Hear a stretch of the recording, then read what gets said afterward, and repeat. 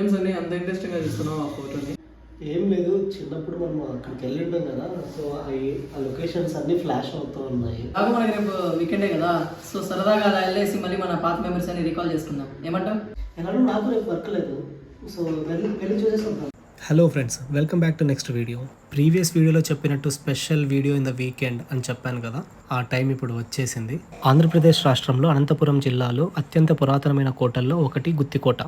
ఈ వీడియోలో 1000 ఏళ్ల నాటి సీక్రెట్స్, మిస్టరీస్ ఉన్న గుత్తి ఫోటోని అన్లాక్ చేయబోతున్నాం. ఈ వీడియోని మిస్ అవ్వకుండా లాస్ట్ వరకు చూడండి.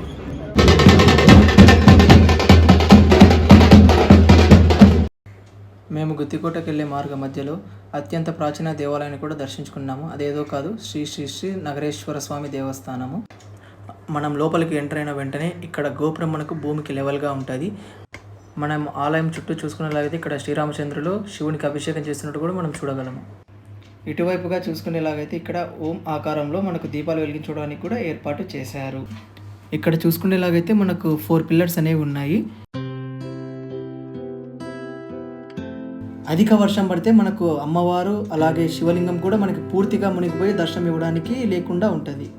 సో ఇక్కడ నీరు అధికంగా ఉండడం వల్ల నేను లోపలికి వెళ్ళి మీకు పూర్తి దర్శనాన్ని కల్పించలేకపోతున్నాను. కావున నా మొబైల్లో జూమ్ చేసి బ్రైట్నెస్ పెంచి మీకు వీలైనంత వరకు దర్శనం చేయించడానికి ట్రై చేస్తున్నాను. ఇక్కడ మనకు శివుడు, పార్వతి అలాగే వినాయకుడు కూడా దర్శనమిస్తారు. మనకు గుడి వెనుకల భాగంలో ఇలా సింహాలతో దాక్షాయణి అమ్మవారు కనిపిస్తారు. 4 సింహాలతో అమ్మవారు ఎంతో చూడముచ్చటగా ఉంటారు. అలాగే అమ్మవారి పక్కన చూసుకునేలాగైతే ఇక్కడ నాగదేవతలను ప్రతిష్ట చేశారు. శ్రావణ మాసంలో ఇక్కడి ప్రజలు అధికంగా వచ్చి పాలు సమర్పించుకుంటారు. సో చూసారు కదా మా ఈ నగరేశ్వర స్వామి దేవాలయాన్ని. ఈ దేవాలయానికి గుంత శివాలయం అని కూడా ఇంకో పేరుంది. సో ఇక మా గుత్తికోట ప్రయాణాన్ని మేము స్టార్ట్ చేసాము. వెళ్ళే దారిలో మాకు మట్టి మిద్దెలు కూడా కనిపించాయి. మేము ఇలా వెళ్తుంటే ఏదో మాకు రాజుల కాలంలో వెళ్తున్నటువంటి వైబ్స్ వస్తున్నాయి. సో ఫైనలీ మేమైతే గుత్తికోటకు రీచ్ అయ్యాము. మేము పైకి వెళ్ళాలి కాబట్టి మాకు కావాల్సిన అత్యవసర ఆయుధాలు, తాగడానికి వాటర్ బాటిల్ అండ్ వీడియో తీయడానికి సెల్ఫీ స్టిక్ కూడా తీసుకున్నాము.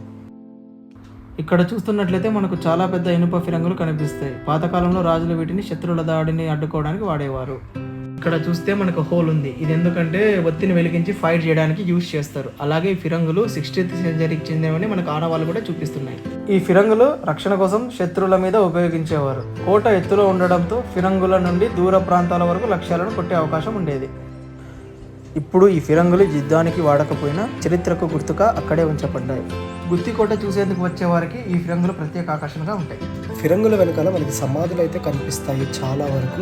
ఎంట్రీ గేట్ లాక్ చేయబడి ఉంది. చుట్టూ తిరిగి ఇంకో గేట్ ఏమైనా ఉందేమో అని సెర్చ్ చేశాను, కానీ ఎక్కడ కనిపించలేదు. కానీ ఎలాగైనా మీకు ఆ విజువల్స్ చూపించాలని చెప్పేసి కొంచెం సాహసం అయితే చేసి గోడ ఎక్కేశాను. ఇలా గోడ దూకుతుంటే కాలేజ్ డేస్ గుర్తొచ్చేసాయి నాకు. గోడ దూకిన తర్వాత ఫైనల్ రిజల్ట్ ఇది. చేతికి గోడ కలర్ అయితే వచ్చేసింది.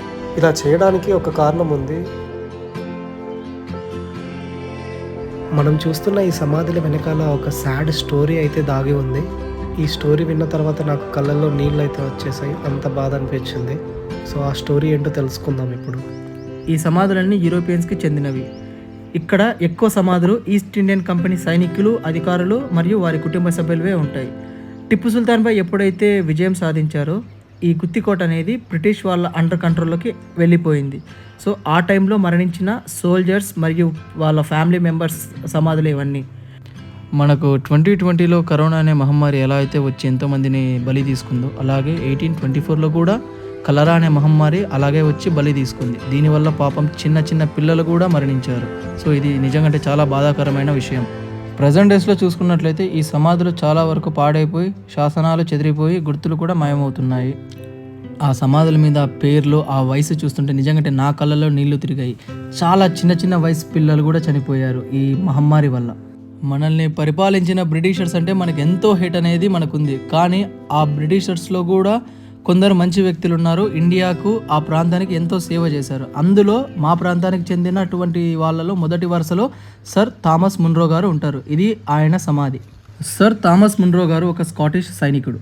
తర్వాత ఈస్ట్ ఇండియా కంపెనీకి ముఖ్యమైన పరిపాలకుడు. మైసూరు యుద్ధాల్లో పోరాడి తరువాత మద్రాస్ ప్రెసిడెన్సీ గవర్నర్గా పనిచేశారు. ఆయన గుత్తి, బళ్ళారి, అనంతపురం ప్రాంతాల్లో ఎక్కువ కాలం గడిపారు. ఈ ప్రాంత ప్రజలకు న్యాయం చేయడానికి, వ్యవసాయాన్ని కాపాడడానికి ఆయన ప్రవేశపెట్టిన రైత్వారీ వ్యవస్థ చాలా ప్రసిద్ధి చెందింది. ఈ విధానంలో రైతు నేరుగా ప్రభుత్వానికి పన్ను చెల్లించేవాడు. మధ్యవర్తులు దోపిడీ తగ్గింది. అందువల్ల రైతులు ఆయనను గౌరవంగా మన్రో దొర అని పిలిచేవారు. ఈయన కూడా కలరా వ్యాధి నిర్మూలనకై ఎంతో శ్రమించారు. చివరికి 1827లో అతను కూడా కలరా బారిన పడి మరణించారు. గుత్తి ప్రజలు ఆయన సేవలను ఇప్పటికీ గుర్తు చేసుకుంటారు. మన అనంతపురం కలెక్టరేట్లో కూడా అతని ఫోటో ఉంటుంది ఇప్పటికీ. సో అలా సమాధులు కవర్ చేసిన తర్వాత next we are heading towards the fort. ఇంకా మెల్లగా మేము ట్రెక్కింగ్ స్టార్ట్ చేసాము. స్లోగా నడుస్తూ అక్కడున్న ప్రదేశాల గురించి తెలుసుకుంటూ నాకు వచ్చిన డౌట్స్ అన్నీ బుడ్డిని అడిగి తెలుసుకున్నాను.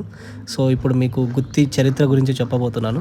ఈ గుత్తి కోటలో ఉన్నటువంటి వాల్ అంటే ప్రహరీ గోడ ఇండియాలోనే సెకండ్ లార్జెస్ట్ ఫోర్ట్ వాల్. మన ఫస్ట్ వచ్చేసరికి రాజస్థాన్లో ఉంది. సెకండ్ లార్జెస్ట్ వాల్ మాత్రం మన గుత్తి ఫోర్టే. ఆంధ్రప్రదేశ్లో ఏ ఫోర్ట్ లేదు ఇంత లార్జ్.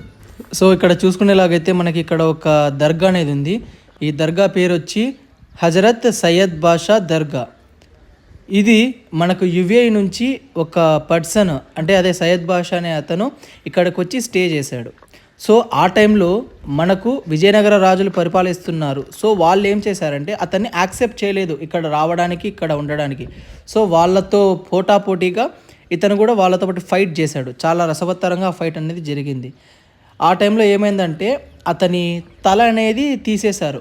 సో అయినా కూడా అతను అంతే విరోచితంగా వాళ్ళతో ఫైటింగ్ అనేది కంటిన్యూ చేశాడు. సో దానికి వాళ్ళు మంత్రముగ్ధులై మీకేం కావాలని అతను అడిగితే నేను ఇక్కడే ఉండిపోతాను, నన్ను ఇక్కడే సమాధి చేసేయండి అని చెప్తే అప్పుడు హజరత్ సయ్యద్ బాషా అనే అతన్ని అక్కడ సమాధి చేసి నిత్యం పూజ చేస్తున్నారు.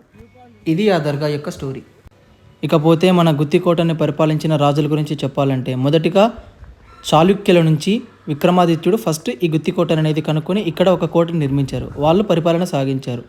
వాళ్ళ తర్వాత విజయనగర సామ్రాజ్యం వాళ్ళు కూడా ఈ గుత్తికోటని పరిపాలించారు. అలాగే విజయనగర రాజులు కూడా కుతుబ్ షాహీ వాళ్ళతో చేతిలో ఓడిపోయి వాళ్ళకి ఈ రాజ్యాన్ని అప్పగించారు. వాళ్ళ తర్వాత మొఘల్స్ దీన్ని కంట్రోల్లోకి తీసుకొని వాళ్ళు పరిపాలన సాగించారు. మొఘల్స్ తర్వాత మన మరాఠా జనరల్ అయినటువంటి రాజా మురారీరావు గారు ఈ కోటని ఎక్కువ కాలం పరిపాలించారు. 8 సంవత్సరాల తర్వాత ఈ మురారీరావు గోర్పాదే గారు కూడా మైసూర్ సుల్తాన్ అయినటువంటి హైదర్ అలీ చేతిలో ఓడిపోయాడు. అతని తర్వాత ఈస్ట్ ఇండియన్ కంపెనీ కంట్రోల్లోకి తీసుకొని ఇక వాళ్ళు రూల్ చేయడం స్టార్ట్ చేశారు. ఇక్కడ చూస్తున్నట్లయితే ఆ ఇల్లులు కూడా చూడండి, ఆ బిల్డింగ్స్ ఎంత అట్టపెట్టల్లా కనిపిస్తున్నాయో. మనం ఆల్మోస్ట్ 40% ఆఫ్ ద ఫోర్ట్ని కవర్ చేసాము. ఇంకా మనకు మిగిలిండేది 60% మాత్రమే. ఇక్కడ చూసుకునేలాగైతే మనము అశ్వశాల దగ్గరికి వచ్చాము, అంటే గుర్రపుశాల. పూర్వము మనం చెప్పాం కదా రాజులు ఎంతోమంది ఇక్కడ పరిపాలించారని. సో వాళ్ళ అశ్వాల్ని అంటే వాళ్ళ గుర్రాల్ని ఇక్కడే వాళ్ళు పెట్టేవారు. ఇక్కడ నుంచే వాళ్ళ అశ్వాల్ని తీసుకురావడము, తీసుకెళ్లడము మొత్తం అంతా ఇక్కడ నుంచే చేసేవారు. మీరు అనుకోవచ్చు కానీ కింద చూస్తే చాలా నీట్గా ఉంది ఫ్లోర్ అంతా. మళ్ళీ అశ్వాలంటే ఎంతో డ్యామేజ్ ఉండాలి, ఎంతో కొంచెం గలీజ్గా డట్టిగా ఉండాలనుకుంటారు. ఎప్పుడైతే రాజుల కాలం అనేది వెళ్ళిపోయి బ్రిటిషర్స్ రూల్ చేయడం స్టార్ట్ చేశారో ఇది ఒక షెల్టర్ లాగా, ఒక ఆశ్రయం లాగా వాళ్ళు దీన్ని ఉంచుకున్నారు. లైక్ అక్కడి సైనికులు కావచ్చు, ప్రజలు కావచ్చు, ఎవరైనా సరే ఇక్కడ వచ్చి వాళ్ళు సేద తీరేవారు. మనం చూస్తుంటాం కదా హార్స్ పవర్ అంటాము, హార్స్ పవర్ లాగా ఉండాలి, గుర్రం పవర్ ఎక్కువ అది ఇదని. సో మేము ఎక్కినప్పుడు మాకెంతో చాలా అంటే చాలా ఆయాసపడి ఎక్కాము ఆ స్లోప్ని. బట్ గుర్రాలంటే ఎప్పుడు లైక్ అవి అంత పైకి రావాలా, రోజు రావాలా దిగాలంటే నిజంగా వాటి పవర్ ముందర నిజంగా ఒక మ్యాన్ పవర్ అనేది ఇట్స్ నథింగ్. అందుకే హార్స్ పవర్ అని చెప్పి చాలా వరకు మనము యూస్ చేస్తుంటాం ఫ్రీక్వెంట్గా డైలాగ్. సో చూసారు కదండి మా ఈ అశ్వశాలని. సో మీకు నచ్చింది అనుకుంటాను. సో మనము ఇప్పుడు చూడబోతున్నది బ్రిటిషర్స్ మరియు రాజులు వాడినటువంటి మిలిటరీ బేస్ క్యాంప్.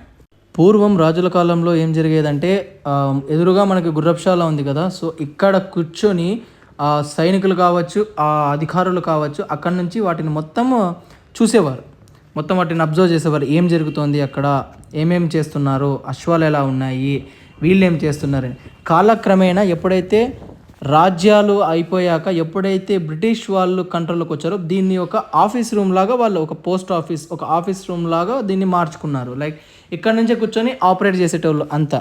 ఏదైనా సమాచారాన్ని కూడా రాసుకోవడము, ఏదైనా సమాచారం వస్తే అక్కడే తెలుసుకోవడము, దాని గురించి ఒక డిస్కషన్ పెట్టడము, ఇవన్నీ ఈ రూమ్లో జరిగేవి.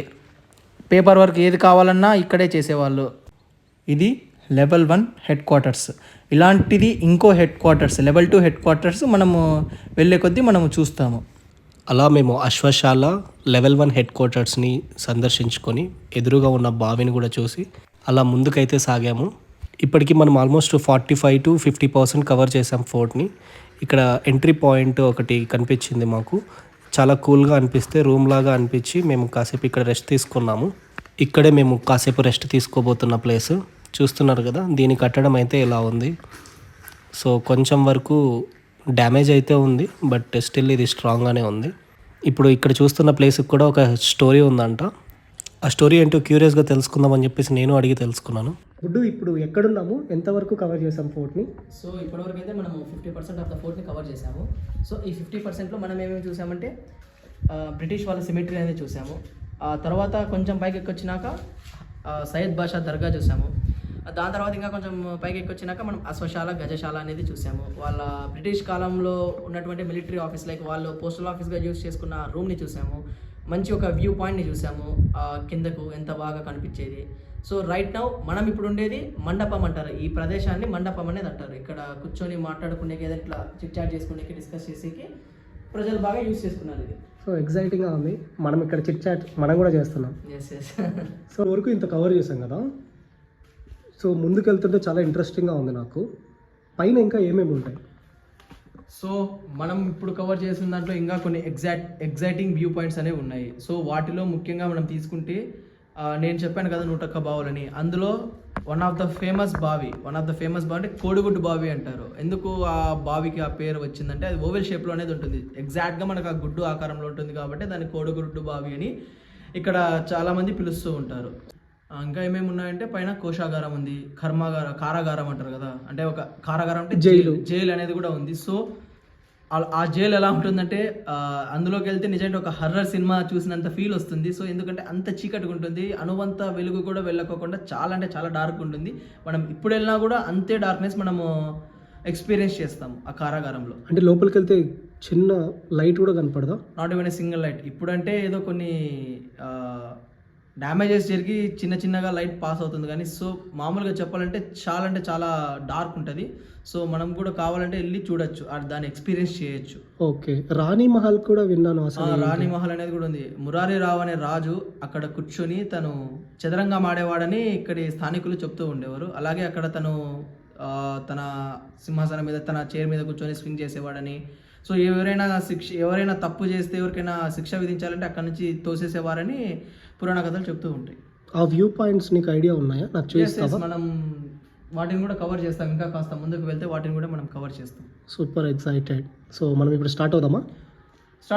ఇప్పటికీ మనం చాలా ఈ టైం ఇక్కడే వేస్ట్ చేసాము. ఒక మండపం అని చెప్పి మనం కూడా వాళ్ళతో పాటు చిత్రాలు చేసుకుంటూ వచ్చినాము. సో ముచ్చట్లు అయితే బాగా చెప్పుకున్నాం. ఇంకా పైన చాలా ఉంది. ఆల్మోస్ట్ 60% కదా కవర్ అయింది. 60% చెప్పలేను, కానీ ఇప్పటి వరకు ఎక్కామంటే మనము ఆల్మోస్ట్ రీచ్ అయిపోయినట్టే.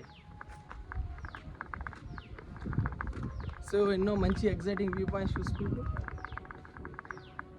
So you can see the beauty of కుత్తి ఇక్కడి నుంచి. సో అక్కడ ఏదో గుడి కనపడుతుంది. ఏం గుడి అది? అది one of the oldest temple, ప్రాచీనమైన గుడిలో ముందు వరుసలో ఉంటుంది. శ్రీ కోట లక్ష్మీ నరసింహస్వామి గుడి అది. సో అందులో ఉన్న లక్ష్మీ నరసింహస్వామి మన అహోబిల క్షేత్రంలో ఉన్న లక్ష్మీ నరసింహస్వామికి పోలి ఉంటారు. సో అక్కడున్న స్టాచ్యూ, ఇక్కడున్న విగ్రహం సేమ్ ఉంటారా? పోలి ఉంటారు. సో ముందే కనిపిస్తుండేది ముఖద్వారం. అలాంటి ముఖద్వారాలు మనకి టోటల్గా 14 ఉంటాయి. 14 ముఖద్వారాలు. Yes, your right. So entry points.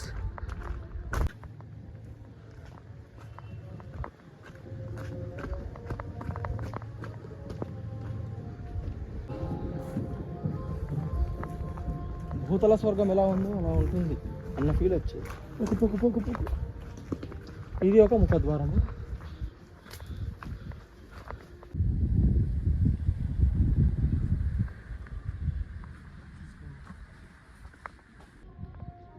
So పైన చూసుకుంటే అక్కడ మహాలక్ష్మి అమ్మవారు, అటువైపు ఇటువైపు ఏనుగులు కూడా ఉన్నాయి. ఎన్ని ఇయర్స్ అయినా కూడా ఆర్కిటెక్చర్ కొంచెం కూడా చెప్పగలరు కదా. That is power of the architect. ఇది రెండో మండపం అనుకుంటా. ఇలా ఉంది దీని సిచ్యువేషన్. ఏం భార్గవ్ ఇక్కడ ఆగావు? సో నేను కింద ఒకటి ఎక్స్ప్లెయిన్ చేశాను కదా, కోడిగుడ్డు బావి అని ఒక నేమ్ చెప్పాను. సో అది ఈ బావే. ఓకే. సో నువ్వు చూసుకుంటే కరెక్ట్గా ఓవెల్ షేప్లోనే ఉంది చూడు ఈ బావి. అవును, ఓవెల్ షేప్లోనే ఉంది. సో అందుకే స్టోన్స్ ఉండడం వల్ల నేను రికగ్నైజ్ చేయలేకపోయాను. స్టోన్స్ పడ్డాయి. సో నువ్వు ఇక్కడ నుంచి చూసుకున్నా 70% ఆఫ్ ది బావి నీకు ఆ షేప్లోనే ఉంది చూడు. ఇక్కడ చూసుకుంటే మీకు ఒక ఇంట్రెస్టింగ్ ఫ్యాక్ట్ అనేది నేను చెప్పబోతున్నాను. మీరు చూస్తుంటే ఆ వాల్కి విండోస్ అనేది కనిపిస్తున్నాయి కదా. సో ఈచ్ బాక్స్లో 3 డిఫరెంట్ హోల్స్ అనేటివి ఉన్నాయి. సో ఇవి ప్రజలు 3 డిఫరెంట్ డైరెక్షన్స్లో కింద ఉన్న ఆ సైన్యాన్ని కావచ్చు, శత్రు సేనని కావచ్చు అబ్జర్వ్ చేసేటోళ్ళు. నిజంగా అంటే అప్పటి వాళ్ళకున్న ఐడియాలజీ ముందర నిజంగా మనమైతే సరిపోమని అయితే నేనైతే అనుకుంటున్నా. ఆ కాలంలోనే ఎంత బాగా ఆలోచించి ఆ ఫోర్ట్ని, ఆ కోటని మొత్తం కవర్ చేసేలాగా ఆ 3 డిఫరెంట్ హోల్స్ అనేది వాళ్ళు పెట్టారంటే నిజంగా అంటే చాలా ఆశ్చర్యంగా ఉంది నాకైతే. సో ఏన్షియంట్ టెక్నిక్స్ ఇంత అక్యురేట్గా ఫాలో చేయడం అనేది నాకు చాలా కొత్తగా అనిపించింది. మనకంటే ఇప్పుడు టెలిస్కోప్స్ అవి ఇవి అనేటివన్నీ వచ్చాయి, కానీ అప్పట్లో వాళ్ళకి ఆ టెలిస్కోప్స్ లేవు కాబట్టి ఇలాంటి ఒక టెక్నాలజీని వాళ్ళు వాడారు. ఇప్పటివరకు అయితే మనం ఆల్మోస్ట్ 70 to 80% ఆఫ్ ఫోర్ట్ని అయితే కవర్ చేసాము. ఇక్కడ చూసుకునేటట్లయితే ద వ్యూ పాయింట్ అనేది ఎంత గ్రీనరీగా, ఎంత క్లాసిక్గా ఉందంటే అంత క్లాసిక్ ఉంది. నిజంగా అంటే నేను మాటల్లో చెప్పలేను, కానీ ఒకసారి మీరు వచ్చి ఆ వ్యూ పాయింట్ని చూస్తే మాత్రం నిజంగా అంటే చాలా మైమరిచిపోతారు మిమ్మల్ని మీరే. మీరు బాగా అబ్జర్వ్ చేస్తే మనం గుత్తి ఫోర్ట్ ఎక్కేటప్పుడు మీకు సెకండ్ లార్జెస్ట్ వాల్ అనేది మెన్షన్ చేశాను. సో ఇక్కడ చూస్తే ఆ వాల్ ఎంత దూరం వరకు వ్యాపించిందో మీరే ఒకసారి గమనించండి. ఆల్మోస్ట్ ఈ వాల్ అనేది అఫీషియల్గా మనకు 16 కిలోమీటర్స్ అనేది ఉంది అఫీషియల్గా. అన్అఫీషియల్గా చూసుకుంటే 21 కిలోమీటర్స్ లాంగ్ వాల్ అది. మనం చూసుకునేలాగైతే ఇక్కడ ఒక బావి, 101 బావిలో ఇదొక బావి, అత్యంత లోతైన బావిగా ప్రసిద్ధిగాంచింది. ఈ బావి నీటి కోసం ఎంతో యూజ్ చేశారు ఈ బావిని నీళ్లు తాగడానికి. అలాగే నేను కింద లెవెల్ 1 బేస్ క్యాంప్ అని, military base camp, office room అని ఒకటి నేను చెప్పాను, పేపర్ వర్క్ అంతా చేసేది. ఇది లెవెల్ 2 బేస్ క్యాంప్. సో కింద జరిగిన తర్వాత అక్కడ పరిష్కారం కానీ సమస్యలు కావచ్చు, ఏదైనా కావచ్చు, వాళ్ళు పైకి వచ్చి వాళ్ళు ఏటువైనా కానీ ఇక్కడ సార్ట్అవుట్ చేసుకొని వెళ్ళేటోళ్ళు. సో ఇలా లెవెల్ 1 లెవెల్ 2 అంటూ వాళ్ళు ఒక హైరార్కీని మెయింటైన్ చేసేవాళ్ళు. అక్కడ సాల్వ్ కాని ప్రాబ్లమ్స్ ఇక్కడ కూడా సాల్వ్ కాని ప్రాబ్లమ్స్ని డైరెక్ట్గా రాజు దగ్గర, అక్కడ మంత్రుల దగ్గర వాళ్ళు సార్ట్అవుట్ చేసుకునే వాళ్ళు, ఒక సొల్యూషన్ తెచ్చేవాళ్ళు. ఇప్పుడు ఏవైనా కఠినమైన శిక్షలు కావచ్చు, ఇంకా పెద్ద శిక్షలు కావచ్చు, ఏవైనా వేయాలంటే అక్కడ వాళ్ళు, ఆ రాజులు, మంత్రులు వాళ్ళు చూసుకునేవారు. అప్పుడు వాడుతున్న హైరార్కీనే మనం ఇప్పుడు ఫాలో అవుతున్నాం. సో మనం ముందర చూసుకునేలాగైతే ఇది ఒక మండపం లాగా ఉంది. ఇక్కడ ఏం చేసేవారంటే రాజు దగ్గరికి వెళ్ళి ఏదైనా కూడా డిస్కస్ చేసే ముందర ఇక్కడ అతని రాజు కింద ఉన్న అధికారులు కావచ్చు, మంత్రులు, సామంత రాజులు ఎవరైనా సరే ఇక్కడ వాళ్ళు కూర్చొని మాట్లాడుకొని ఒక మాట మీద ఉండి అప్పుడు రాజు దగ్గరికి వెళ్ళి ఆ వాళ్ళ అనుకున్న మాటని, వాళ్ళు డిస్కస్ చేసిన టాపిక్స్ని రాజు దగ్గర చెప్పేవాళ్ళు. నెక్స్ట్ చూడిపోయే ప్లేస్ గురించి చెప్తే మీరు నిజంగా థ్రిల్ అవుతారు. మరి ఏదో కాదు, కారాగారం అనగా జైలు. అప్పటి కాలంలో ఎవరైనా సరే తప్పు చేసినా, దొంగతనాలు చేసినా, ప్రజలకు ఇబ్బంది కలిగించిన, న్యాయ వ్యవస్థకు భంగం కలిగించిన వాళ్ళందరినీ ఇలా ఈ చెరసాలలో, కారాగారంలో బంధించేవారు. సో నేను మీకు ముందే చెప్పాను కదా డార్క్ రూమ్ అని, చిన్న వెలుతురు కూడా వెళ్ళదు అని చెప్పాను కదా. ఆ రూమ్ ఇదే. ఇప్పుడు శిథిలావస్థలకు చేరుకున్నందున అక్కడక్కడ హోల్స్ పడడం వల్ల మనకు చిన్నగా సన్లైట్ అనేది లోపలికి వస్తుంది. నేను కూడా వెళ్ళి వీడియో క్యాప్చర్ చేసేటప్పుడు ఫ్లాష్ ఆన్ చేసుకొని వెళ్ళాను. చూసారు కదా ఆ కారాగారం ఎంత భయానకంగా ఉందో. అప్పట్లోనే వాళ్ళను బతికుండగానే చిత్రహింసలు పెట్టడానికి కారణం మనం ఒక ఎగ్జాంపుల్ అనుకోవచ్చు దీన్ని. ఇక్కడ ఇంకో బావిని కూడా మనం చూస్తున్నాము. 101 బావిలో మనం ఆల్మోస్ట్ చాలా వరకు బావులు అయితే కవర్ చేసాము. 101 చేసామని చెప్పను కానీ చేసాము. ఓకే, ఇప్పుడు మనము మాట్లాడుకున్నటువంటి కోశాగారం, స్టోరేజ్ రూమ్కి అయితే వచ్చాము. సో ఇక్కడ ఏం చేసేవారంటే వాళ్ళు తెచ్చుకున్న సంపద కావచ్చు, ధాన్యం కావచ్చు, ఏదైనా సరే ఇక్కడ భద్రపరిచేవాళ్ళు. దీన్ని వాళ్ళు కోశాగారంగా వాళ్ళు దీన్ని పిలుస్తారు. సో దీనికి చాలా అంటే చాలా హై అలర్ట్లో సెక్యూరిటీ అనేది కాపలాగా ఉండేది. అనుక్షణం దీన్ని ఎప్పుడు వాళ్ళు చూస్తూనే ఉంటారు, పర్యవేక్షిస్తూనే ఉంటారు. సో మనం రావాల్సిన ప్లేస్కి రానే వచ్చాము. ఇదే రాణి మహల్ అని పిలుస్తారు. సో ఇక్కడ కూర్చొని రాజు కావచ్చు, రాణి వాళ్ళు కూర్చొని వాళ్ళతో డిస్కస్ చేసి, వాళ్ళ మంత్రులు వాళ్ళతో డిస్కస్ చేసి ఎవరికైనా సరే శిక్షను అమలు చేయాలన్నా, ఇంకెటువంటి ఆర్డర్స్ తీసుకోవాలన్నా డెసిషన్స్ తీసుకోవాలన్నా అన్నీ ఇక్కడే జరిగేవి. ఇక్కడే మన మురారే రావు అనే రాజు కూర్చొని చదరంగం ఆడేవాడని కూడా చాలామంది చెప్తూ ఉంటారు. ఇక్కడ నుంచి చూస్తే రాజుకి మొత్తం కోట అంతా కార్యకలాపాలు అన్నీ కనిపిస్తాయి. సో నేను నిలబడిన ప్లేస్ నుంచే రాజు వాళ్ళు కూర్చొని వాళ్ళకు శిక్షలు వేసేవారు. జడ్జిమెంట్ అనేది ఇక్కడ నుంచే పాస్ అవుతుంది. మీరు చూస్తున్నట్లయితే అక్కడ మనము అశ్వశాలను కూడా గమనిస్తూ ఉంటారు. అలాగే ఆ ప్రహరీ గోడని ఎంతవరకు వీలైతే అంతవరకు రాజు తన సామ్రాజ్యాన్ని చూసేవాడు. అక్కడి ప్రజల్ని, అక్కడ ఉన్న మనం చూస్తున్నాం కదా ఆ ఇల్లులు చూడండి, ఆ సమాధులన్నీ అక్కడ కనిపిస్తున్నాయి కదా. మీరు బాగా అబ్జర్వ్ చేస్తే చాలా చోట్ల డ్యామేజెస్ అనేది జరిగాయి కోటకు. ఎందుకంటే చాలామంది ఈ రాజులు పరిపాలించారు కదా, ఈ కోటలో ఏవైనా కూడా బంగారం కావచ్చు, వజ్రాలు ఏవైనా సరే ఆర్నమెంట్స్ కావచ్చు దొరకచ్చేమో అన్న ఒక మూఢనమ్మకంతో చాలా వరకు ఈ గుత్తి కోట అనేది డ్యామేజ్ అనేది చేస్తున్నారు. సో గాయస్, ఫైనల్గా అయితే మనం గుత్తి ఫోర్ట్ ఒక టాప్ వ్యూ పాయింట్, కిల్లా అని పిలుస్తారు, అక్కడికి చేరుకున్నాము. ఇదే the top most view point of the Gutti fort. So ఇక్కడ నుంచి చూస్తే మనకి ఎంటైర్ గుత్తి టౌన్ అనేది కనిపిస్తుంది. గుత్తి యొక్క అందాలు, చుట్టుపక్కల ఉన్న ఆ పచ్చని పొలాలు, ఆకాశం, నీలి ఆకాశము, ఆ కొండలు, చుట్టుపక్కల ఉన్న కొండలు నిజంగా అంటే చాలా బాగుంటుంది ఈ వ్యూ నుంచి. చూడండి అక్కడ ఒక పికాసో ఎంతో అందంగా పెయింటింగ్ వేసినట్టు ఆ మేఘాలు, ఆ కొండలు, ఆ పచ్చని పొలాలు ఎంత అందంగా ఎంత అద్భుతంగా ఉన్నాయో నిజంగా అంటే చాలా ఆహ్లాదాన్ని మాకైతే కలిగించాయి మేము ఎక్కిన తర్వాత. సో చాలామందికి ఇన్ఫర్మేషన్ లేక దీని గురించి ఒక ఐడియా లేక రారు. బట్ మేము చెప్తున్నాం కదండి, you will get a better experience. మీరు వచ్చిగిన మా ఈ గుత్తి కోటనిగిన మీరు సందర్శిస్తే నిజంగా అంటే చాలా హ్యాపీగా ఫీల్ అవుతారు మీరు. మనము మెయిన్గా చెప్పాలంటే రెయినీ సీజన్లో వచ్చి ఒకసారి విజిట్ చేయండి. క్లౌడ్స్తో మొత్తం అంతా కొండ కవర్ అయ్యింటే అరే ఇది గుత్తేనా, ఇది మన రాయలసీమేనా అని మీకే డౌట్ వస్తుంది.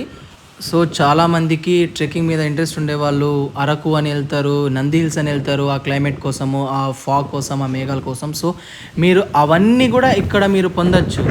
నిజం చెప్తున్నాను, మీకు హాఫ్ డేలో ఈ ట్రెక్కింగ్ అనేది కంప్లీట్ అయిపోతుంది. నిజంగా అంటే చాలా బాగుంటుంది మీరు ఒకసారి వచ్చి విజిట్ చేస్తే. And also I'm requesting government also ఒకసారి మీరు దీని గురించి దృష్టి పెట్టి దీన్ని కొంచెం డెవలప్ చేస్తే నిజంగా అంటే one of the best historical place, tourism place కూడా అవుతుంది. So I'm requesting you the government officials ఒకసారి వచ్చి ఈ గుత్తి కోటను కూడా సందర్శించి మీరు సపోర్ట్ చేయాలని మేము కోరుకుంటున్నాము as a Gutti people. So I'm requesting our tourism minister ఒకసారి మీరు వచ్చి మా ఈ గుత్తి కోటను విజిట్ చేయండి. నిజంగా చాలా మంచి ఎక్స్పీరియన్స్తో వెళ్తారు. ఆల్సో ప్రజలకు కూడా నేను ఏం చెప్తున్నానంటే గుత్తి ఫోర్ట్ ఒకటే కాదు, మనకు రైనీ సీజన్లో కూడా మా ఈ చెరువు కట్ట దగ్గర మంచి మరువు అనేది పడుతుంది. సో మీరు అక్కడికి వస్తే కూడా మీరు ఎవరైనా చిన్నపిల్లలు ఉంటే చాలా బాగా ఆడుకుంటారు. సో ఇక్కడ ఎంతమందికి సీతాఫలాలు అంటే ఇష్టం ఉన్నవాళ్ళు ఖచ్చితంగా కామెంట్ చేయాలి. సో అలాగే మేము ఒక లాస్ట్ కోశాగారాన్ని మేము మీకు చూపించబోతున్నాం. ఇది చాలా కార్నర్లో ఉంది. సో చాలా కష్టం మీద వంగి చాలా అంతే మేము స్టోన్స్ మీద నడిచి మేము ఇక్కడికి వచ్చాము. సో చూడండి సీతాఫలాలు ఎంత బాగున్నాయో. సో ఖచ్చితంగా మీకైతే నచ్చుతుందని నేనైతే అనుకుంటున్నాను. సో ఎవరైనా సరే సీతాఫలం ఇష్టం ఉన్న వాళ్ళు ఖచ్చితంగా కామెంట్ చేయండి. సో గైస్, ఇప్పుడు వరకు చేసిన ఎక్స్పీరియన్స్ అయితే ఆసమ్ ఉంది. ఇక్కడున్న గ్రీనరీ చాలా వరకు పెరిగింది. నా సైడ్ నుంచి ఒక kind request, people should visit this fort. Particularly nature అందాలు ఖచ్చితంగా ఎక్స్పీరియన్స్ చేస్తారు, నాగరికతని తెలుసుకుంటారు. నాలాగా మీరు కూడా ఇలాంటి అందాలని చూడాలని ఈ వీడియో నేను మీకు చేస్తున్నాను. ఈ వీడియో అందరికీ రీచ్ అయ్యేలా షేర్ చేయండి.